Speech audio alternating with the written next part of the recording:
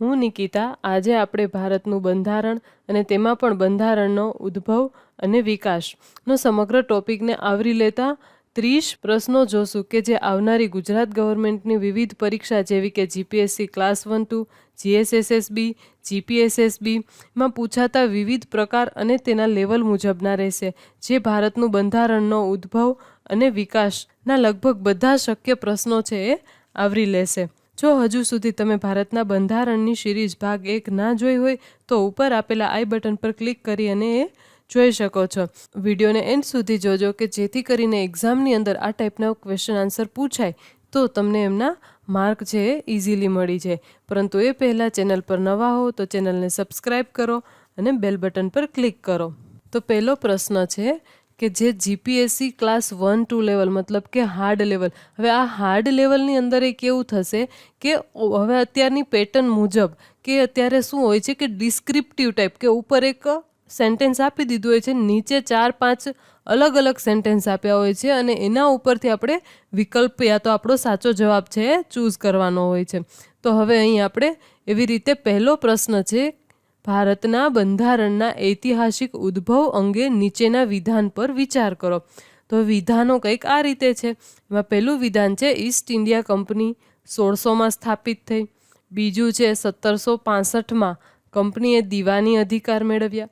અને ત્રીજું છે 1858માં કંપનીનું શાસન શરૂ થયું. હવે આ 3 વિધાન છે એ વિધાન ઉપરથી આપણે કયું વિધાન સાચું છે એ આપણે કહેવાનું છે. તો અહીંયા પહેલું વિધાન શું છે તો કે ઈસ્ટ ઇન્ડિયા કંપનીની સ્થાપના ક્યારે થઈ હતી? 1600માં. તો આ તો સદંતર સાચું છે.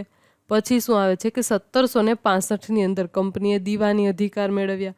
હા ભાઈ, આ સાચું છે. હવે આ દીવાની અધિકાર કઈ રીતે મેળવ્યા હતા એ હું વિડીયો લેક્ચરની અંદર કહી ચૂકી છું, અને છતાં પણ હું અત્યારે પાછું કહી દઉં કે 1765ની અંદર બક્સરનું યુદ્ધ થાય છે અને એ યુદ્ધ દરમિયાન એક સંધિ થાય છે જેનું નામ હોય છે અલાહાબાદની સંધિ. હવે આ સંધિ દરમિયાન એવું નક્કી થાય છે મુંબઈ, મદ્રાસ અને કલકત્તાની અંદર જે મહેસૂલ ઉઘરાવવાનું કાર્ય છે એ કોણ કરશે? કંપની એટલે કઈ કંપની? East India company. હવે તો આ વાક્ય પણ સાચું છે. પછી 1858ની અંદર કંપની શાસન શરૂ થયું. કંપનીનું શાસન છે એ 1858ની અંદર સમાપ્ત થઈ જાય છે અને સમગ્ર ભારત દેશનું શાસન 1858ની અંદર ક્યાં જતું રહે છે? બ્રિટિશ તાજ હેઠળ. એટલે આ વાક્ય ખોટું છે. તો સાચો જવાબ શું આવશે? ફર્સ્ટ અને સેકન્ડ, મતલબ કે ફક્ત 1 અને 2. ત્યારબાદનો બીજો સવાલ છે 1773ના રેગ્યુલેટિંગ એક્ટ અંગે નીચેના વિધાન પર ચર્ચા કરો. તો એનું પહેલું વિધાન છે ગવર્નર જનરલ ઓફ બંગાળ પદ બનાવાયું. પછી બીજું વિધાન છે સુપ્રીમ કોર્ટની સ્થાપના થઈ. અને ત્રીજું વિધાન છે કંપનીનો અંત આવ્યો. હવે ઉપર પૈકી કયા વિધાન સાચા છે એ આપણે જોવાનું છે. હવે એના ઓપ્શનની અંદર રેગ્યુલેટિંગ એક્ટ 1773ની અંદર ગવર્નર જનરલનું પદ ઉમેરાયું હતું. હા ભાઈ, આ વાત સાચી છે. સુપ્રીમ કોર્ટની સ્થાપના થઈ હતી. હા, આ બી સાચી છે. ભારતની અંદર સુપ્રીમ કોર્ટની સ્થાપના ક્યારે થઈ હતી એ તમારે મને કમેન્ટ બોક્સમાં કહેવાનું છે. અને સુપ્રીમ કોર્ટની અંદર કેટલા જજ હતા? એક મુખ્ય જજ અને 3 અન્ય જજ. ટોટલ કેટલા? 4 જજ હતા. અને ક્યાં થઈ હતી? તો કે કલકત્તાની અંદર થઈ હતી. ક્યારે થઈ હતી એ તો તમારે મને કમેન્ટ બોક્સની અંદર જ કહેવાનું છે. અને કંપનીનો અંત આવ્યો, આ વાક્ય ખોટું છે. તો અહીંયા પણ શું આવશે? ફક્ત 1 અને 2. ઉપરોક્ત બધા પણ સાચા નથી ને ઉપરોક્ત 1 પણ નહીં, એવું પણ નહીં આવે. કયા કયા 2 સાચા છે? તો કે 1 અને 2. પછીનો સવાલ છે 1765ના દીવાની અધિકાર અંગે નીચેના વિધાન પર ચર્ચા કરો.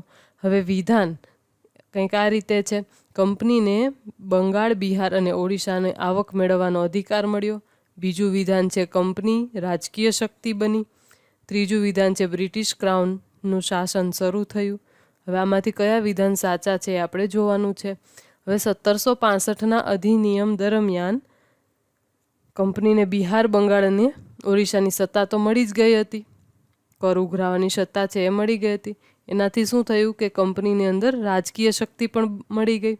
પરંતુ આ બ્રિટિશ ક્રાઉનનું શાસન ક્યારે શરૂ થાય છે? 1858ની અંદર. એટલે આ વાક્ય છે એ ખોટું છે.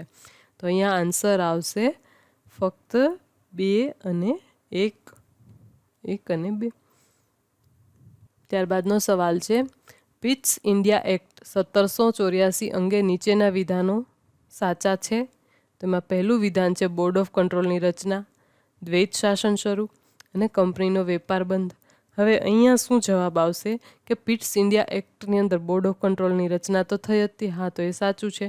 દ્વૈત શાસન એ પણ શરૂ થયું હતું. દ્વૈત શાસન એટલે કઈ રીતે કે કંપની છે એ પણ રાજ કરતી, ઈસ્ટ ઇન્ડિયા કંપની છે એ પણ રાજ કરતી, અને આપણા જે રાજા રજવાડા છે એ પણ રાજ કરતા પ્રજા પર. પ્રજા ઉપર છે એ બે રીતે શાસન ચાલુ થયું, મતલબ એને દ્વૈત શાસન પદ્ધતિ કહેવામાં આવે છે. અને કંપનીનો વેપાર છે એ બંધ થયો હતો? તો કે ના ભાઈ, એવું કાંઈ થયું નહોતું. તો અહીંયા શું આવશે? ફક્ત 1 અને 2. પછી 5મો સવાલ છે 1853ના ચાર્ટર એક્ટ અંગે નીચેના વિધાનો સાચા છે. તેમાં પહેલું વિધાન છે ગવર્નર જનરલ ઓફ ઇન્ડિયા પદ આવ્યું. બીજું વિધાન છે કંપનીનો વેપાર સમાપ્ત થયો. ત્રીજું વિધાન છે કેન્દ્રીયકરણમાં વધારો થયો. અને ઉપર પૈકી કયા સાચા છે આપણે જોઈને જવાબ દેવાનો છે. તો હવે તમે મને એક વધારાની કમેન્ટ કરો કે ભારતનો પ્રથમ ગવર્નર જનરલ કોણ બન્યું હતું. પછી બીજો છે કંપનીનો વેપાર છે સમાપ્ત થયો હતો. હા ભાઈ, એ પણ થયો હતો. કંપનીનો વેપાર છે, ભારત સાથેનો જે કંપનીનો વેપાર હતો એ પણ સમાપ્ત કરી દેવામાં આવ્યો હતો, અને જેનાથી કેન્દ્રીયકરણમાં પણ વધારો થયો. એ પણ સાચું છે. તો અહીંયા સાચો જવાબ શું આવશે? 2 અને 3. તો ઓપ્શન બી, 2 અને 3. ત્યારબાદનો સવાલ છે 1853ના ચાર્ટર એક્ટ અંગે નીચેના વિધાનો સાચા છે. એમાં પહેલું વિધાન છે વિધાન અને પ્રશાસન કાર્ય અલગ થયા. ત્યારબાદનું બીજું વિધાન છે ખુલ્લી સ્પર્ધાત્મક પરીક્ષા શરૂ થઈ. ત્રીજું વિધાન છે ક્રાઉન રૂલ શરૂ થયો. તો ક્રાઉન રૂલ તો છે ક્યારે શરૂ થાય છે આપને ખબર જ છે, 1858ની અંદર. તો અહીંયા ખુલ્લી સ્પર્ધાત્મક પરીક્ષા એ સાચું છે.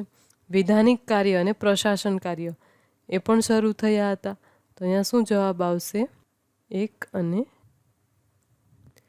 ત્યારબાદનો 7મો સવાલ છે 1873ના એક્ટનું મુખ્ય મહત્વ શું હતું? જો હવે અહીંયા આ સવાલ જોઈને એવું લાગશે કે અત્યાર સુધી તો મેડમ છે એ ડિસ્ક્રિપ્ટિવ ટાઈપના જીપીએસસી લેવલ કરતા હતા, હવે તો MCQમાં આવી ગયા. પરંતુ એવું નથી. અહીંયા જુઓ, આ સવાલ છે કેવો નાનો અમથો છે, પરંતુ અહીંયા સવાલ જોઈ અને આપણે છે ઘણી વખત ઉતાવળની અંદર છે એ ખોટો ઓપ્શન ચૂઝ કરી લેતા હોય છે.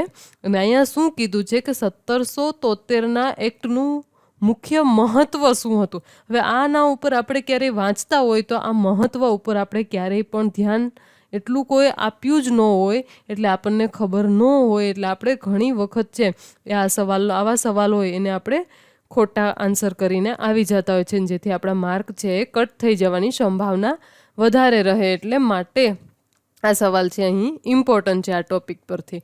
તો અહીં શું થયું હતું? વેપાર બંધ થયો હતો. કે બીજો ઓપ્શન છે કંપની પર નિયંત્રણ વધ્યું હતું. ત્રીજો ઓપ્શન છે સ્વતંત્રતા હતી કે મતદાન હતું. તો એનો સાચો જવાબ છે ઓપ્શન બી, કે કંપની પર નિયંત્રણ છે એ વધ્યું હતું.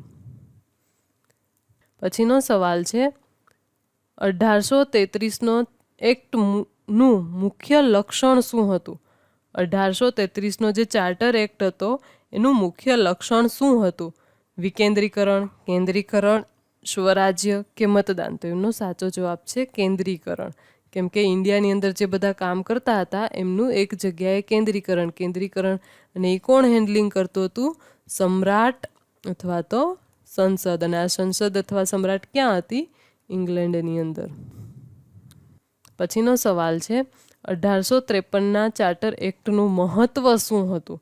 1853ના એક્ટનું મહત્વ શું હતું? કે કંપનીનો અંત આવ્યો, ક્રાઉનનો રૂલ શરૂ થયો, વિધાન પ્રશાસન અલગ થયા અને અલગ મતદાન. તો એનો સાચો જવાબ આવશે ઓપ્શન સી, કે વિધાનિક કાર્યો અને પ્રશાસનિક કાર્યો છે એ અલગ અલગ કરી દેવામાં આવ્યા હતા. પછીનો સવાલ છે જે જીપીએસસી લેવલ માટેનો છેલ્લો સવાલ છે, અને આના પછી આવશે જીપીએસએસબી અથવા જીએસએસએસબી લેવલ. સવાલ છે પિટ્સ ઇન્ડિયા એક્ટનું મુખ્ય લક્ષણ શું હતું? તેમના ઓપ્શન છે કેન્દ્રીકરણ, દ્વૈત શાસન, સ્વતંત્રતા અને કંપનીનો અંત. તો એનો સાચો જવાબ છે દ્વૈત શાસન છે એ પિટ્સ ઇન્ડિયા એક્ટનું લક્ષણ હતું.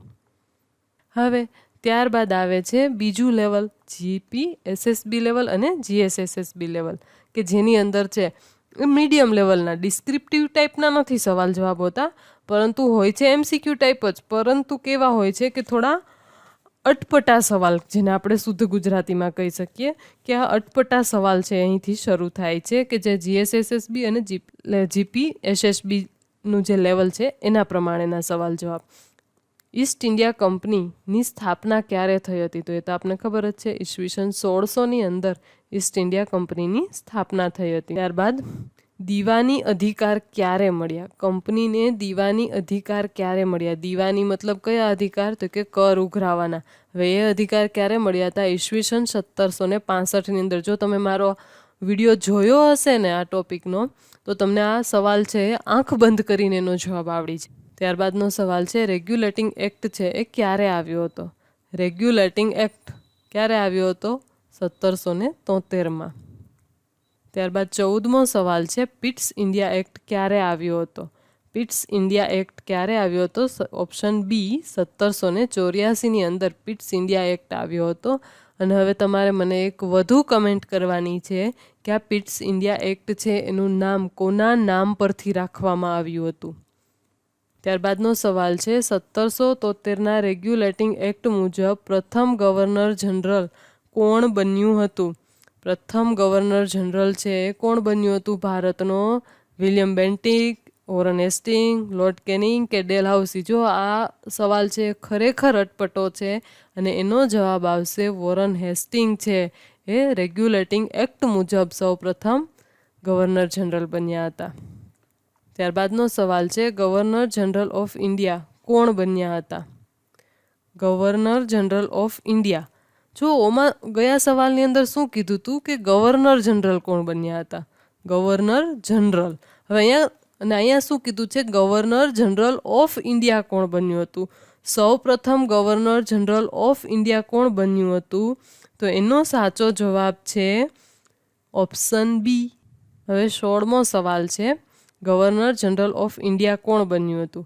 હવે જુઓ ગયા સવાલની અંદર શું હતું કે ગવર્નર જનરલ કોણ બન્યું હતું? સૌ પ્રથમ ગવર્નર જનરલ કોણ બન્યું હતું? અને અહીંયા શું કીધું કે ગવર્નર જનરલ ઓફ ઇન્ડિયા કોણ બન્યું હતું? તો એમનો સાચો જવાબ આવશે વિલિયમ બેન્ટિક. અને સૌ પ્રથમ ગવર્નર જનરલ કોણ બન્યું હતું? તો કે વોરન હેસ્ટિંગ. હવે અહીંયા કન્ફ્યુઝન ક્રિએટ ન કરતા. હવે ત્યારબાદનો સવાલ છે કંપનીનો વેપાર કયા એક્ટથી બંધ થયો હતો? હવે કંપની કે જે ભારતની અંદર વેપાર કરતી હતી, હવે એ વેપાર કરવાનું બંધ કયા એક્ટ દ્વારા કરવામાં આવ્યું હતું? તો કે ચાર્ટર એક્ટ 1833 દ્વારા કંપનીનો છે એ ભારતની અંદર વેપાર કરવાનો અંત આવ્યો હતો. ત્યારબાદનો સવાલ છે 1853નો ચાર્ટર એક્ટ શા માટે જાણીતો છે? એનો જવાબ છે પરીક્ષા પદ્ધતિ માટે છે. 1853નો એક્ટ છે જાણીતો. તો પરીક્ષા પદ્ધતિ એટલે કેવી? તો કે સૌ પ્રથમ ભારતીય લોકો માટે ખુલ્લી સ્પર્ધાત્મક પરીક્ષા છે એની શરૂઆત થઈ હતી 1853ના એક્ટ મુજબ. ત્યારબાદનો સવાલ છે બોર્ડ ઓફ કંટ્રોલ કયા એક્ટથી આવ્યો હતો? બોર્ડ ઓફ કંટ્રોલ છે એ 1784ની અંદર, કે જે પિટ્સ એક્ટ તરીકે આપણે ઓળખવામાં આવે છે, એ પિટ્સ ઇન્ડિયા એક્ટ છે એનાથી આવ્યો હતો. પિટ્સ ઇન્ડિયા એક્ટની અંદર છે એ બોર્ડ ઓફ કંટ્રોલ એક્ટ છે એ પણ આવ્યો હતો. પછીનો સવાલ છે સુપ્રીમ કોર્ટની સ્થાપના છે એ કયા એક્ટથી થઈ હતી? તો એમનો સાચો જવાબ છે 1773ના એક્ટ મુજબ, કે જેને આપણે કયો કાયદો કહે છે? રોલેટ એક્ટ, કે જેને ગુજરાતીમાં કહેવાય નિયામક ધારો. હવે આ એક્ટ મુજબ છે ભારતની અંદર કલકત્તામાં સુપ્રીમ કોર્ટની સ્થાપના થઈ હતી. ત્યારબાદ આવે છે CCE લેવલ, કે જેની અંદર છે MCQ જોઈએ છે અને જે એટલા કોઈ હાર્ડ લેવલના નથી હોતા. તો એમાં પહેલો સવાલ છે ભારતમાં સૌ પ્રથમ વેપાર કરવા માટે કોણ આવ્યું હતું? સૌ પ્રથમ ભારતની અંદર વેપાર કરવા માટે કોણ આવ્યું હતું? આપને ખબર જ છે ઈસ્ટ ઇન્ડિયા કંપની છે એ ભારતની અંદર સૌ પ્રથમ વેપાર કરવા માટે આવી હતી. પછીનો સવાલ છે સૌ પ્રથમ કંપનીને દીવાની અધિકાર કયા પ્રદેશ માટે મેળવ્યા હતા? તો તો અહીંયા જુઓ ઓપ્શન ઉપરથી આપણે છે એ જવાબ આપવાનો હોય છે. આ ટાઈપની એક્ઝામની અંદર આવા જે સવાલ પૂછાય છે એની અંદર આપણે ઓપ્શન પરથી ઘણી વખત જવાબ આપવાનો હોય છે. તો અહીંયા ગુજરાત છે એની અંદર તો આવે જ નહીં, બંગાળની અંદર આવી શકે, પંજાબની અંદર પણ આવી શકે, પરંતુ શું છે અહીંયા સાચો જવાબ સૌપ્રથમ એને ક્યારે મળ્યો તો બંગાળની અંદર. ઓપ્શન બી કે સૌપ્રથમ દીવાની અધિકાર છે ક્યાં મળ્યો તો બંગાળમાં. કર ઉઘરાવાનો અધિકાર સૌપ્રથમ એને બંગાળમાં જ મળ્યો હતો ને મીર જાફરના સમયમાં. ત્યાર પછીનો સવાલ છે 1773નો એક્ટ શું કહેવાય? પિટ્સ, રેગ્યુલેટિંગ ચાર્ટર કે ઇન્ડિયા? 1773નો એક્ટને શું કહેવાય? તો એનો સાચો જવાબ છે બી, રેગ્યુલેટિંગ એક્ટ. 1773નો રેગ્યુલેટિંગ એક્ટ આપણે એમ જ કહીએ છીએ ને. પછીનો સવાલ છે દ્વૈત શાસન કયા એક્ટથી આવ્યું? દ્વૈત શાસન, હવે અહીંયા આપને ખબર છે કે દ્વૈત શાસન કયા એક્ટથી આવ્યું, તો કે પિટ્સ ઇન્ડિયા એક્ટથી, પરંતુ આપને એ નથી ખબર કે પિટ્સ ઇન્ડિયા એક્ટ છે એ ક્યારે આવ્યો હતો. તો ઈસવીસન 1784ની અંદર પિટ્સ ઇન્ડિયા એક્ટથી છે એ દ્વૈત શાસન આવ્યું હતું. એટલા માટે એક્ટનું નામ પણ યાદ રાખવું અને એક્ટની જે યર છે ઈસવીસન એ પણ યાદ રાખવાની, કેમ કે આ લેવલ છે, કેમ કે આવી એક્ઝામ છે એની અંદર આ ટાઈપના સવાલ છે એ પૂછાય છે. ત્યારબાદનો સવાલ 1833નો એક્ટ શા માટે મહત્વનો છે? હવે સ્વતંત્રતા માટે, કેન્દ્રીકરણ માટે, મતદાન માટે કે ક્રાઉન રૂલ માટે? તો કે મતદાન માટે. કે સૌ પ્રથમ 1833ના એક્ટ મુજબ સૌ પ્રથમ ભારતીય લોકો છે એને મતદાન કરવાનો અધિકાર મળ્યો હતો. પછીનો સવાલ છે 1853નો ચાર્ટર એક્ટ નીચેનામાંથી શું લાવ્યો હતો? હવે 1853નો ચાર્ટર એક્ટ છે એ શું લાવ્યો હતો? તો કે ક્રાઉન રૂલ, તો એ તો નહોતું જ આવ્યું. પછી શું આવે? વિધાન છે એ અલગ, એ તો ઘણા ટાઈમ પહેલાં થઈ ગયો હતો. મતદાન, કંપનીનો અંત છે એ 1853ના એક્ટ મુજબ આવ્યો હતો. પછીનો સવાલ છે ગવર્નર જનરલ પદ કયા એક્ટમાં આવ્યું? હવે જો અહીંયા આપણે સોચવાનું કે ગવર્નર જનરલનું પદ છે એ કયા એક્ટમાં આવ્યું. ખાલી ગવર્નર જનરલ કીધું. જો ગયા એક સવાલની અંદર પણ આપણે જોયું હતું ને કે ખાલી ઈસવીસન આપેલી હોય, નહીં કે એક્ટનું નામ આપેલું હોય. તો એનો સાચો જવાબ છે ઓપ્શન એ. 1773ની અંદર રેગ્યુલેટિંગ એક્ટમાં ગવર્નર જનરલનું પદ આવ્યું હતું. ગવર્નર જનરલ ઓફ ઇન્ડિયા કયા એક્ટમાં આવ્યો હતો? ગવર્નર જનરલ ઓફ ઇન્ડિયા કયા એક્ટ દ્વારા આવ્યો હતો? તો એનો સાચો જવાબ છે ગવર્નર જનરલ ઓફ ઇન્ડિયા છે એ 1784ની અંદર પિટ્સ ઇન્ડિયા એક્ટ દ્વારા આવ્યો હતો. કંપનીનું મુખ્ય કામ શરૂઆતમાં શું હતું? વેપાર કરવાનું. ઈસવીસન 1600ની અંદર માત્ર ને માત્ર વેપાર માટેનો જ પરવાનગી છે લઈને આવી હતી કંપની. પછીનો છેલ્લો સવાલ છે 1853નો ચાર્ટર એક્ટ કયા ક્ષેત્રમાં મહત્વનો છે? 1853નો ચાર્ટર એક્ટ છે એ શિક્ષણ ક્ષેત્રની અંદર મહત્વનો છે. શું કામ મહત્વનો છે? તો કે સૌ પ્રથમવાર યુપીએસસી મતલબ માટે ખુલ્લી સ્પર્ધાત્મક પરીક્ષાની શરૂઆત થઈ હતી. ખુલ્લી સ્પર્ધાત્મક પરીક્ષાની શરૂઆત થઈ હતી માટે છે 1853નો ચાર્ટર એક્ટ છે એ ખૂબ મહત્વનો હતો. જો તમને મારો આજનો આ વિડીયો ગમ્યો હોય અને આ વિડીયો દ્વારા આપેલી માહિતી છે એ સહેજ પણ ઇન્ફોર્મેટિવ લાગી હોય તો કમેન્ટ સેક્શનની અંદર જરૂરથી યસ લખજો અને આવા જ વિડીયો બનાવવા માટે મને મોટિવેશન કરજો. અને આ વિડીયો ગમ્યો હોય તો વિડીયોને આગળ તમારા મિત્રો જોડે શેર કરજો.